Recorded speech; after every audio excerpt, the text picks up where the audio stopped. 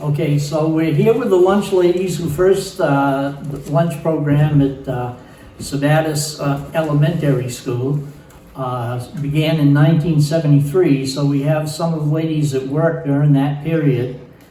Okay, they're going to give us some of the stories that occurred during that period of time. We'll start from left to right with the people giving their name, when they started at the school, and how long they worked there. Hi, I'm Jeanette Labonte, and I was a sub. Rochelle's the one that took me in, and the girls were awesome. They were like a little family. And I just went back and forth, and then I found a job outside of Sabattis. Full-time. Full-time. Full-time. I'm Marilyn Michaud. I started in 1977, I believe, and I was the gopher. I came in for 3 hours a day and cut butter, and then I served. I remember that like it was yesterday. Oh. But then we had a good group, and everybody tried to help everybody else out, and sometimes that was good and sometimes it was not so good, but that's okay. We had a good time. And I'm Rochelle LaBelle, and I'm the original school lunch lady. I started in 1972. I was hired in 1972. I went to the University of Maine in Augusta for studies. I started in September of that year, 1973, and retired in 2004. Hi, I'm Gail Bowley, and I started in 1980. I worked 30 years at Sabattis Primary School, and I also was a gopher like Marilyn was, and I was also a butter cutter. And working with the most fantastic people you could ask for. We were like family. Diane Walker. I started in 1978. I was there for 6 years. And I was the dishwasher. Yeah, dishwasher, that's it. And a gopher. Okay, I started about 1987, and I was a dishwasher, a salad bar lady, and sometimes do some odd jobs. And I just retired this year. I've been there for about 35 years. The only thing you haven't told us is your name. Oh, Susan Blair. I know your name. Oh, yeah. Maybe some other people want. Okay, so these stories can come just randomly for you. If anybody wants to add to the story, of course they can add to the story. The only thing we try to mention to people is not to talk over somebody, because then things you can't, especially on the audio like this, you can't understand what anybody's saying. So who wants to start with the first story that they can remember happened? Your stories can be varied too. Jason and I were both thinking of this. Hopefully some of them, most of them, let's say, are a little cute and funny, but I'm sure there'll be some more that are probably on the serious side. You don't have to mention names when you're talking about serious stuff, but I would imagine that there was maybe some serious and sad things you did run into, and we'd like you to mention that, because I believe your job was a lot more important and stressful than most people would realize. I'm sure, now they're making a bigger issue of it, but we're starting out in 1973, nutrition in schools probably wasn't quite as important as it is now. And if your students aren't fed well, they don't learn well. So whatever you ladies did greatly enhanced the educational opportunity of the students in this town. So I personally would like to thank you for what you did. So is there any volunteers to start with the first story? I'll start. There we go. I'm not shy. When I first started back in 1980, I started as a gopher. And then I did that for 1 year as a substitute, then became full-time. And back then, everything was made from scratch. Marilyn the baker made rolls, she made cookies, she made everything. We got a lot of government commodities, so everything was made fresh daily.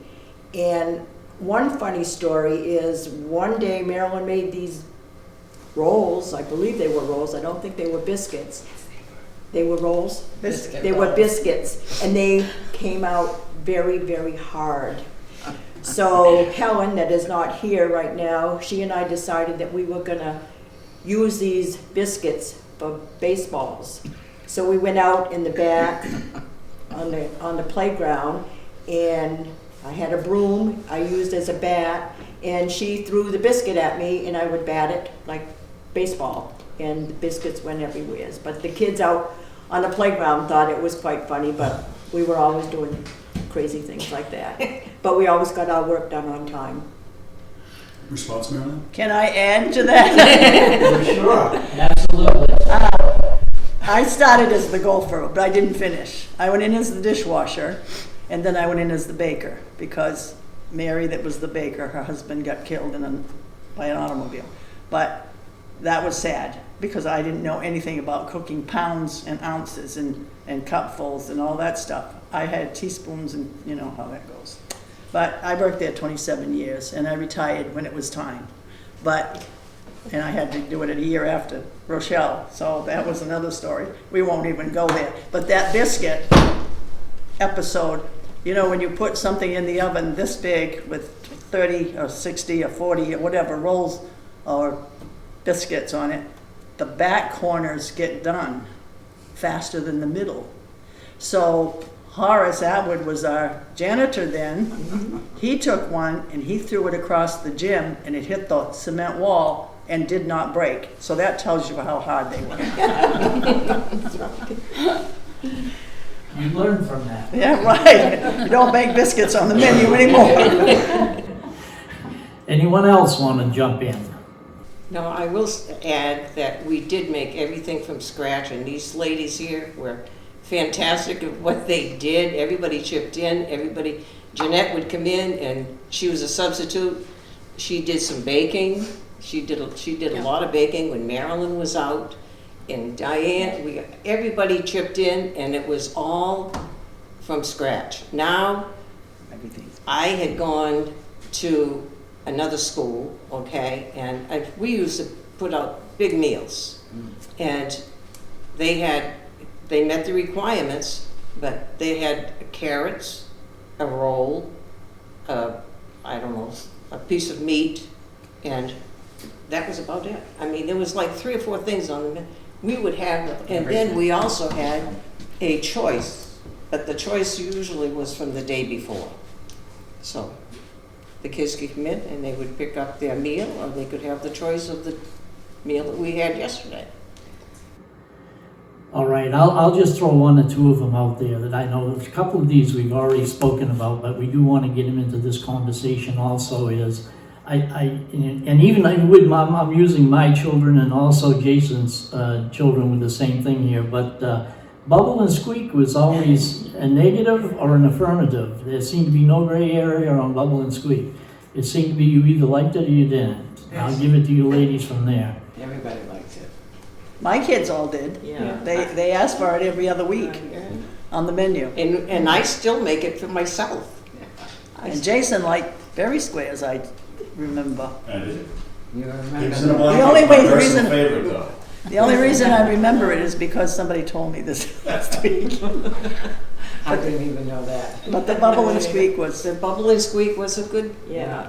it was a good high. Pizza was a big day too. and it was. And the turkey and gravy Oh, that was, was the that worst. was the worst day, because I'd have to cook like 8, 9 turkeys, and then we would get all together and debone these turkeys. Oh, that took forever. And on that turkey day, I'd, have the gravy, the turkey and the gravy and all that. And then the kids would go out. Well, I decided, if you found a bone in the Oh, turkey, Forgot that. you would get a free ice cream. So the kids decided that they would break their bones in half so their friend could have an ice cream too. One second. Baker and main meal, but Okay, talking about gopher. We did. Oh, yeah. One time, Marilyn was out. She was the lady that was making the jello and things like that. Remember the jello, Gail? I remember. And they all took turn. They couldn't make the jello, and they freeze it to try to make it. So they go, it's your turn to try to make jello. So okay, Mel left the recipe in there. I go make the jello and that, put it in the refrigerator. Time tea, we go get it. The jello was perfect. I didn't mess up. But one time, Rochelle was out and they wanted soup, a certain type of soup. And that's when I first started working in that. So I'll ask them, do you know what she does with the soup and that? They go, no, never made it. I go, oh boy. So I steamed the hamburger and took the grease. I added the canned stuff in it that's supposed to be in it and the meat. By the time it was done, the soup was all the way up to the bowl of the steamer. Rochelle walked in and she look at the soup and she go, and she just walk away. But everybody loved it. We had enough for the whole week. That was one of the choices. Yeah.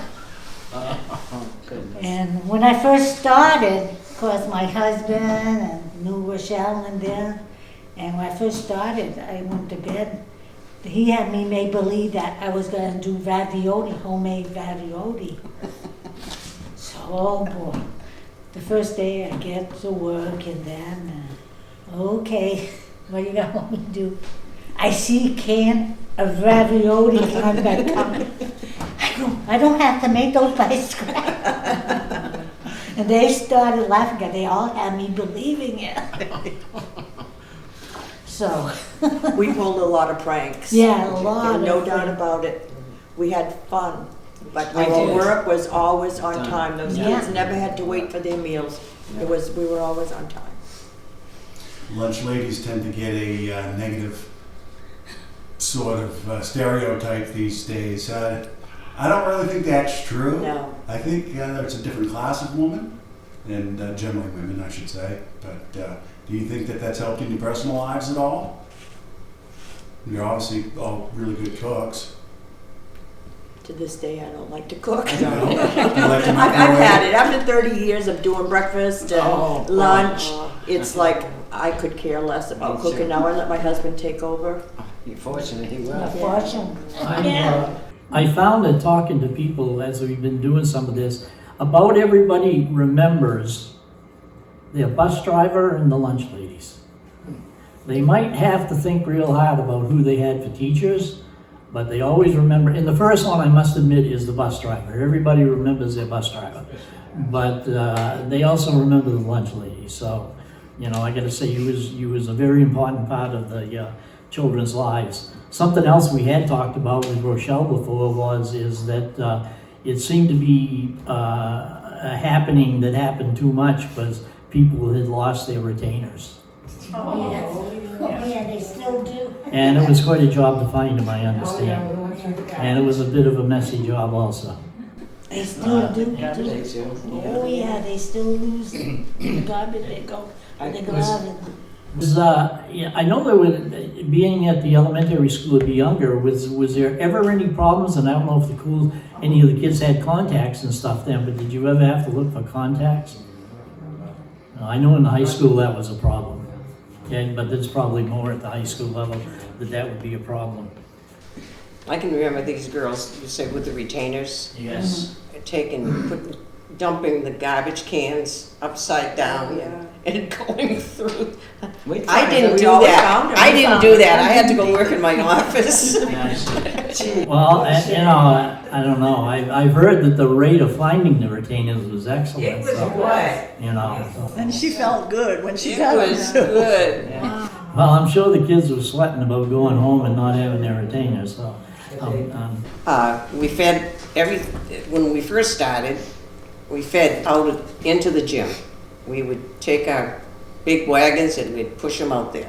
And we fed out there. After they rebuilt everything and they put us in a window, then we fed from there. We had these special students come down from the, what was it? the special eds or whatever. Oh, okay. And we would have them come down and help with me. And they're over 50 years old. So, I mean, and they still remember. So then, another day that we all liked, we would prepare the meal and the teachers would come down and serve it. So we could have not an hour, right? But we would go out, we'd eat, and then we'd take a walk. They make a meal for us. And they'd make a meal for us, okay? And then we also did 8th grade banquets for quite a while. You remember that, the 8th grade banquets?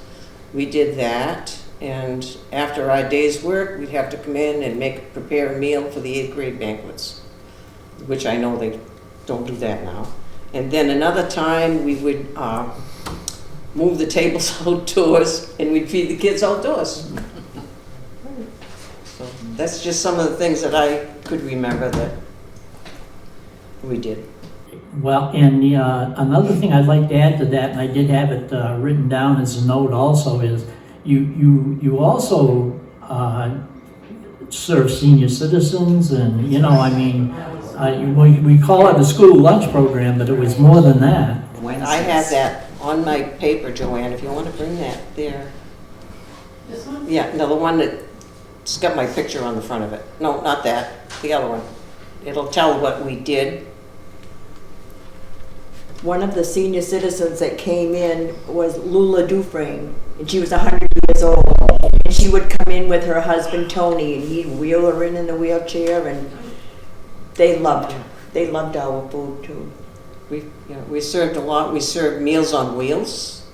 We served the kindergarten kids up at the Catholic school. And I know Gail was involved in that, and I think Helen, they might be able to tell you a story about Paul Dodgy with the money. Oh yes, we had this food container that probably held 12, 15 lunches, foil lunches, that were going up to the Catholic school. And Paul Dargy would come in, and he would get this case, and he'd bring it to the school, and then at the end of the day, he would bring it back. So we would always open it up and wash it all out and everything, and one day Helen and I looked, and there's all kinds of money inside.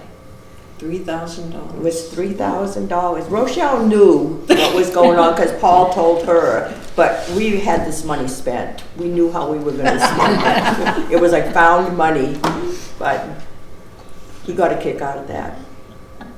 And they were ready to, Helen came into my office and she said, we found money in the box and we don't know what to do with it. And Paul says, well, maybe you ought to, and he was sitting in there, he said, maybe you ought to call the police. So first we called up in the office, and they didn't know anything about it, about any money that was involved, so we just hung up. So then finally we had to go out and tell them, this Paul had just sold a boat, and he put the money in there, and they found it. And Helen Curran, she's not here today, but anyway, she wanted me to bring up the story of when we would perform out in the storeroom. And we had this big colander, and Helen was a narrator, and these girls here would be telling their stories about the stars and the moon. And we had the superintendent of schools, we had the teachers, we had the principals, they'd all come in and see our show, our light show.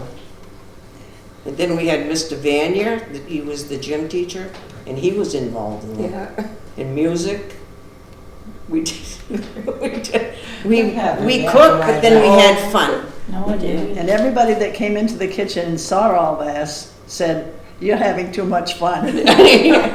But we did have fun. Yes, we We did. really did. Another question that I had, I wondered how you'd feel about it because it's personally happened to me as being a baseball coach. But what is the feeling like for you when you were serving a child who you had served their parent before? The first time I mean, there has to be an emotion to it because I know there was when I was coaching a child of somebody that I had coached their dad. It was, or their mom, by the way, because I did coach softball too. But does anybody want to elaborate on that? Well, I can. I met a parent. I was somebody was short. I would go one school to the other, and I was sent to the primary school from the middle school, and there was a mother over there, and she looked at me. Hi, you're still here? And she would go, who is that? You don't remember me? And she knew my last name, and I was, who's this? She go, you used to feed me, now you're feeding my child. And then she was all surprised and everything to see me. Then a couple of times went to Cumberland, and there was these guys, men, big men and that, and they would come out and they kind of give me a hug. And, who's that? No, I wonder who that. I didn't recognize, because they got to be in their 40s. And they go, you're the lunch lady. You remember us? I go, no. But they remember, boy. Anybody else? I remember feeding Jason, and then his kids came along and fed them. Yeah. So that made me feel really old. That winds me into something else. I was wondering is how, I mean, what did you treat your relatives, especially your own children, different? Well, I've noticed when people say about washing dishes, they take it as a very unimportant job, and I think it's a very important job.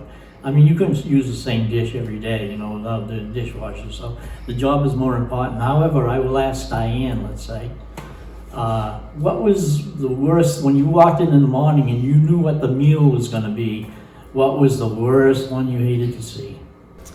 I don't recall that there was a meal, but I do know that after like Halloween, the kids were super hyper, and those trays kept flying at you. Okay. And we lost a lot of silverware, remember? We were always buying silverware because they dump everything in the trash can. Throw the silverware away. I noticed that happened with my grandchildren too. We've at home, you know, and I'd be going to the dump and I could see knives and forks and, you know, stuff in the bag. Some of the kids used to take outside in the parking lot. You used to find the forks out there too. Yeah. So, We also did the breakfast program, which wasn't mentioned. yeah, was I after that. actually did not notice here. Yeah, we did the breakfast program, which was, we'd come in and I remember doing breakfast pizza, that was the biggest thing, right? Yeah, and early on, you had, you know, the grade level was from little ones to a lot bigger ones, and when they split up the schools. So, I mean, it's a lot different when you're doing a 6th grader as compared to kindergarten. So that must have been quite a cute thing. Cute, actually, I would suppose. When the middle school opened, everybody else, well, Marilyn and Sue and Helen went to the middle school, and I stayed at Sabatis Primary and managed the program myself. And I had to do breakfast by myself and do the lunch by myself. A lot of the food was brought down, sent down from the middle school, and Sue Blay would come down at lunchtime and she would serve the meal along with me and do the dishwasher. So it was so different because I was so used to working with people that I could talk to, and then I was by myself. Yeah. So I think they only have 2 grades there now, 1st and 2nd. well, it was pre-K, kindergarten, first and second. So I don't know what there is now. I'm not sure. And when I was there, they still have the pre-K and the kindergarten and first and second, but now I think they moved some of them. Since I was Second there. grade is in Litchfield, right? I think- First and second is at the primary school. Pre-K, K is at Libitosia. Okay, Okay. pre-K and K is at Fourth is Libitosia. at Carrie Ricker. Yeah, they Yeah, only they have one. moved some. 1st and 2nd. Yeah. So anyway, now, does anybody else have anything, or I'll just throw some out, because probably the things I have here aren't that great, but when I was thinking of little kids, was there any big calamities where somebody lost a tooth? See, all these things were big calamities when they happened to me in school. You know, I was so afraid that I was gonna catch heck. We never had many, we didn't Bleeding on my have fights. There was no fights in the cat, no food fights. No. No. No. Did you have to yell at any of the kids ever? Didn't they have teachers come in and kind of oversee the Like, kids? we while had they- teachers that would come in. We Oversee had, at one point, they had bought, I can't remember, the school lunch bought it, but there was a street, a light, red, yellow, and green. And if they were too loud, they'd put the red light on, but that didn't work for a month. Yeah. Nobody would look at it. Well, They could talk if the green light was on and be quiet. some of you ladies I know better than others, but there's at least two of you. If I was a child, I don't think I'd get in a food fight with you guys around either. I mean, That's right. I don't know. Like I said, I know some of you better than the others. Notice Rochelle spoke right up. You know, but I was just thinking, No, I can't remember ever having to discipline a kid out in the lunch line because there was already somebody out there. Yeah. And you know, standing there serving anywhere from 100 to 300 kids, you know, spasmodically, they didn't all come at the same time. But the ones that really wanted to eat did, but the ones that didn't were naughty, yeah, and it wasn't fun. yeah. It wasn't fun. Peanut butter and jelly sandwich was a good thing for the kids that didn't like the food that was being Right, served. yeah. It was difficult. And that's one of the biggest foods at nursing homes too, peanut butter and jelly. If they won't eat anything else, for some reason, they feed them peanut butter and jelly, and at least they will eat. In the nursing home, because I don't like peanut butter and jelly. Well, I don't like the peanut butter, jelly people either. are allergic to peanut. We Oh, served just- peanuts, you know, that we give from the government, and now they can't have it. They can't even have it on the We table. They would have a special table for the peanut We free. had sunflower butter. Sunflower It's butter. almost like a peanut butter made with some Okay. butter. I'll Some people don't, some of Lots them have don't happened like it, since we some of left. them like it. Some We would get the government commodities, supplies, and it would always come in at the wrong time of day. Yeah. And us, the girls, we worked hard putting that stuff away. Everything weighed a lot, and we had to put it away. We had the We were janitors young. come And the Can't beat you. the custodians would come in, people Help. would help us. One episode was when was the ice storm? 98. 98. The ice storm in 1998, the school, everything was blackout. And because I was in charge, we had to move. Paul had his truck, and I hired a couple of kids. One was my cousin's kid, Bobby Connor, and I can't remember who else, maybe Jason, I don't know who was there. We hired the neighborhood kids to come in and load that truck. We had to take the truck up to Litchfield to put it in their freezer up there because there was no generator or anything to keep the school going. And I put stuff in my freezer, we put stuff in different people's freezers because everything had to be frozen. Yeah. Well, we did a lot of traveling, you know, to have that. And people helped out, the town people helped out.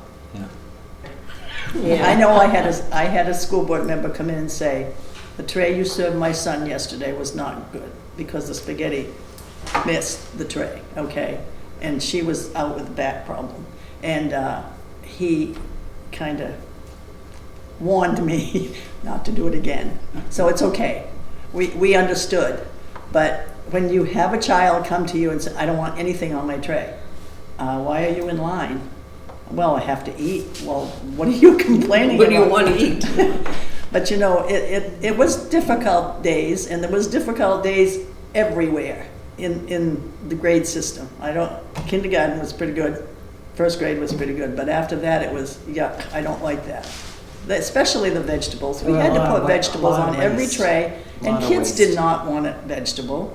So it was tough. It was tough some days, then we went home and I cried. I just was exhausted from the yucks. I don't like this stuff. I mean, there must have been a time where you see a child in the line or whatever, and you know something's happened out of all those years that you worked there. You know this child must be going through a tough time. They've lost a parent, they've got a brother or a sibling that perhaps has something as serious as leukemia, or, you know, Do you have any situations like that? I don't want to be sad about it, but you people had to have some emotional connection between some of these kids. I mean, it's almost impossible not to. At least it is with me. I guess it's because I like kids, but I don't know. Anybody want to add anything to that? Am I close or far away? You're close, but I know the situation and I'm not gonna say anything. Oh, no, okay, I didn't mean for you to spell somebody out or to talk about a specific situation. I guess I am more or less just generally asking. Right. It must have been a hard situation when you see these certain little faces there and you go, geez, they must be having a really bad day, you know? I had a situation when I was alone at the primary school where this little girl came in and very, very dirty, the face, the hands and everything. Her clothing was dirty. And I reached out to the school nurse and she came down and she took her aside and gave her some clean clothes to put on. And she came back in the breakfast line and she was all cleaned up. She had this brand new white jacket on and she had the biggest smile on her face and it just broke my heart. Yeah. And the next day, this family was living out of their car. And the next day she came in and that pure white jacket was just as dirty as could be. Yeah. But she was good for one day anyways, but I always gave her a little bit of extra attention, a little bit of extra food on her plate. I think that's exactly what I was looking at, because I did have another question here, which is, and I know you all saw it, it's pretty easy to see, there are the haves and there are the have-nots.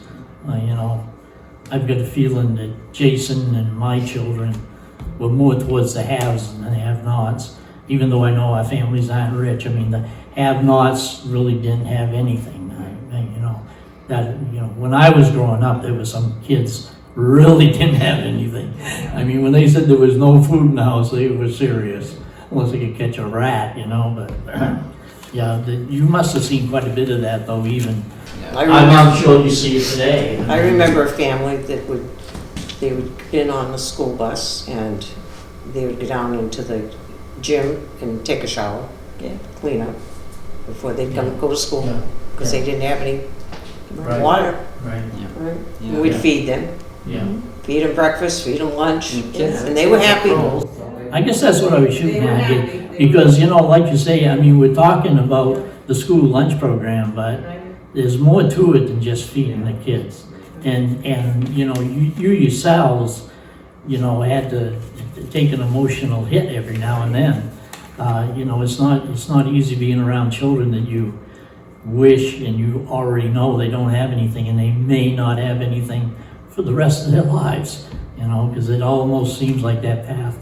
Now, on a lighter note, we had the milk program and a snack program, which these girls went out, and I know a couple of girls that are here. They took off on me one day, and we had to go find you two, and I think they're talking about us, Diane.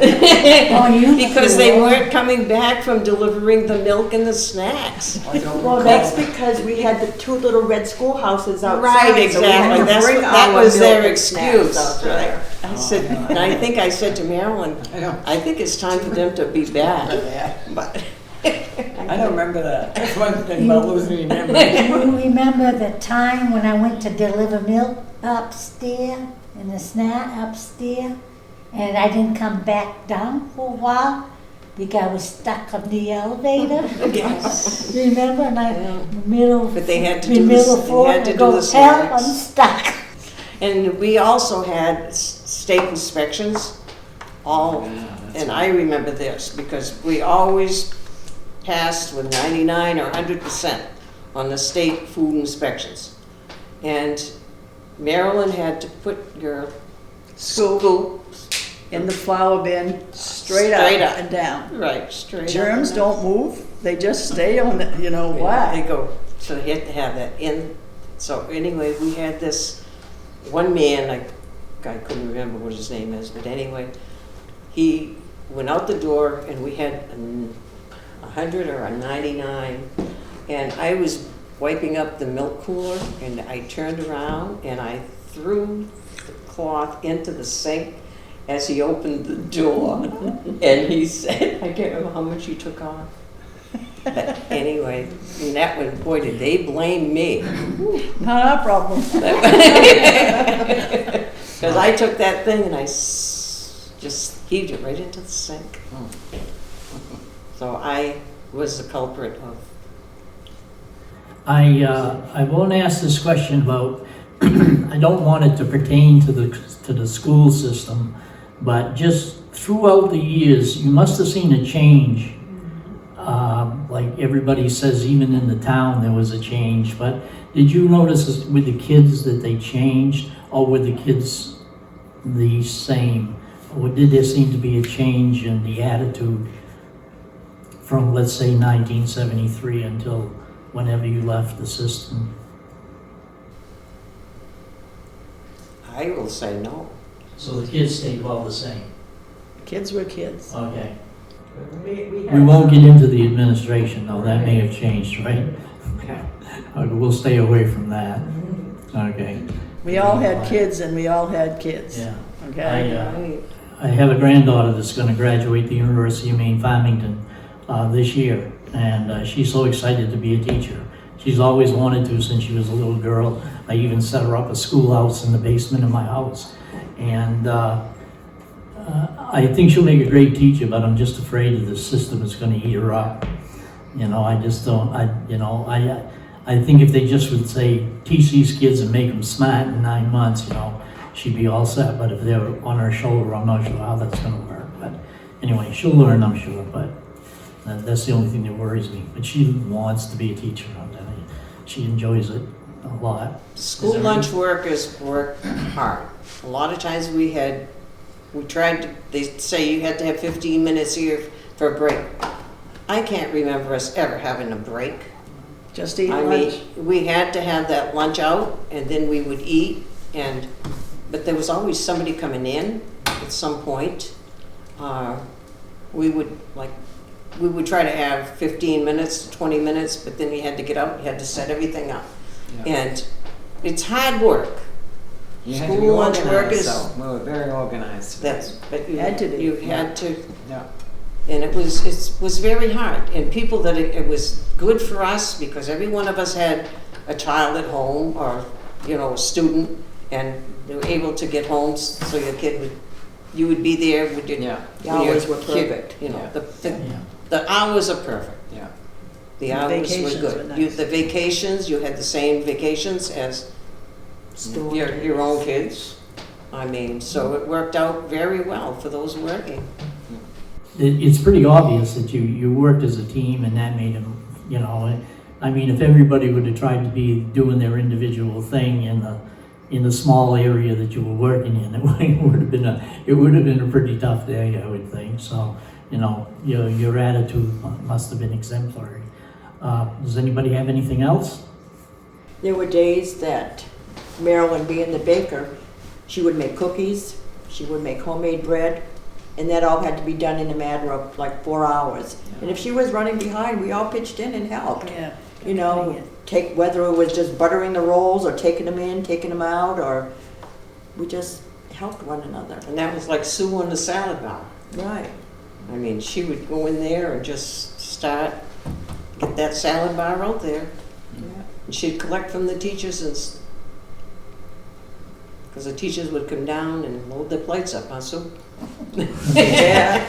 I can remember the days that they used to throw the trays in the window and they'd get stacked up so high they'd fall out on the gym floor. Yeah. Okay?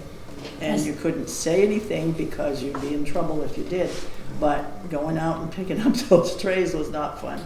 I remember that. It was 2 years of that. And sometimes they would throw one tray at a time, and it would hit the curve of the Yeah. counter, and it would Bounce right hit back that, up. and it would fly on And the the other girls side like of Jeanette that. had to come in and she would substitute. To me, that would be the hardest job. Learn them all. Didn't know what you were doing. I mean, you did know what you were doing, but different job every time is what I meant. But you girls were right behind me, helping me out. I remember making spaghetti sauce. That was my first job to do for you. And you told me, follow the recipe. I followed the recipe, and then I put the cans of whole tomatoes on top of the sauce. And I started the mixer, and the tomatoes started falling out all over the place. And I thought, oh, they're not gonna call me again. Well, that happened to a lot of us because sometimes that mixer had speeds 1, 2, and 3, and it was supposed to be left on speed 1. But if you were to go and mix something and it was on Oh, on 3, three. everything went flying. So it happened to all of us at one point. Yes, you weren't the only one. But I think that it's one of the best jobs, because you see these children come in, they're hungry, and you feed them and they leave smiling, Right. I think and then you go home because you're so tired, it's a good tired. Right. There are worse ways to make a living. Yes. A lot worse. But you all seem to have enjoyed your job, though. It seems to me, anyway, what I get, Maybe there's some people that aren't here, that's why they aren't here, because they hated the job, but, who knows? I mean, Well, it these girls does work. happen. A number of years. So Well, no, yeah. there's not that many No. that No, are not here. yeah. I had gotten in touch with Lucy Vachon. She's out of town. She says, I'd love to be there, but, Yeah, but I can see, as you were mentioning though, if you have a family yourself, I mean, it did work out pretty good, especially you lived right in town, I mean. Could walk. Yeah. I walked, Diane walked. Yeah, well, yeah, I did. and then like I say, you've got children, so, I mean, it works out good, you're not working, they're home Christmas vacation or whatever, and it works out for everybody. I remember one day, had to send Sue back home to change her clothes because she had walked her dog and the dog got into I a got skunk. skunk. And my car stinks so bad. My purse I said, I think you so better go bad. You guys took my purse and put it out in the coal area. Where there's Put her coat, we put everything outdoors. Yeah, and I just couldn't get the smell out. Skunk is this. Oh my goodness. So we did have fun, but we worked, but we had fun. Yeah, good bunch. Well, I appreciate you all coming. You've certainly given us enough tape. We're gonna be editing that out, so everything is fine. I would just ask you if you could, before you left, if you'd write down your name and your mailing address, please, for me, so we keep a copy of that and pass that around. If nobody has anything else, thank you so much for your time. Thank you.